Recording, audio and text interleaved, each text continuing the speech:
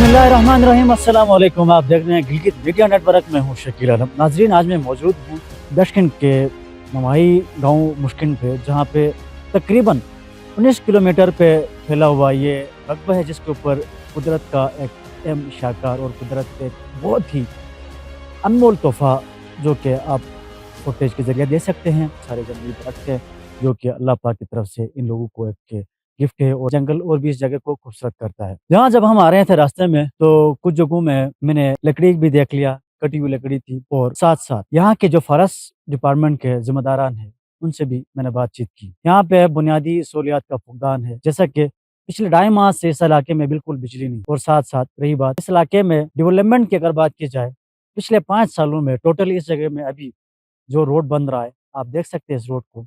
ये road under construction है, और ये भी अभी तक मुकम्मल तैयार नहीं हुआ है। अगर फॉरेस्ट के तहफ़्फ़ुज़ की यहाँ पे बात की जाए, गवर्नमेंट ने बहुत अच्छा इनिशिएटिव लिया हुआ है। यहाँ पे एक गेस्ट हाउस बनाया है, जबकि यहाँ पे टोटल इस 19 किलोमीटर का इस पूरे मुहित रकबे पे जो जंगल है, उसके तहफ़्फ़ुज़ के लिए एक ही बंदे को उन्होंने अपॉइंटमेंट किया हुआ है, जो सरकारी मुलाज़िम है। तकरीबन 4 से 5 बंदे हैं, जो पिछले 30-33 सालों से यहाँ पे अपनी खिदमत सरअंजाम देते हैं, लेकिन उनके कोई पुरसाल हार नहीं है। ना इनसे कोई पूछने वाला है, ना ही उनको प्रॉपर कोई तनख्वाह दी जाती है, ना ही उनको फैसिलिटेट किया जाता है। फिर भी ये लोग कोशिश करते हैं, अपने इलाके की इस कुदरत का दिया हुआ एक अनमोल तोहफ़े की हिफ़ाज़त करने के लिए अपने दिन-रात को एक करके इस जगह की हिफ़ाज़त करें। जहाँ कहीं जंगल होता है, वहाँ कुदरती आफ़ात भी होते हैं।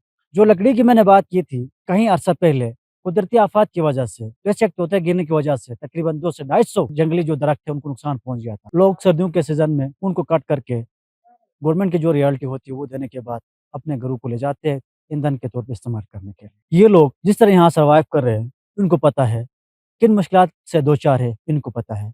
हम तो सैर सयाहत के लिए यहाँ पे आते हैं, देखते हैं, देखने के बाद हम अगर इनके ऊपर या तो तनकीद कर सकते हैं, या कोई और बात कह के चले जाते हैं। लेकिन अहम मुश्किल और जो ज़िंदगी सर्वाइव करने वाले लोग हैं, इनको पता है किस तरह यहाँ से गुज़र-बसर कर रहे हैं। ना ही बिजली है, ना ही पीने का साफ़ पानी है, ना ही बच्चों के लिए कोई अच्छी स्कूल है, नहीं कोई तालीमी अच्छा इदारा है, नहीं फिर हेल्थ की फैसिलिटी है यहाँ पे। इसके बावजूद भी ये लोग इस जगह में जैसे-तैसे करके सर्वाइव कर रहे हैं। नाज़रीन, एक और प्रोग्राम के साथ आपकी खिदमत में हाज़िर होते हैं।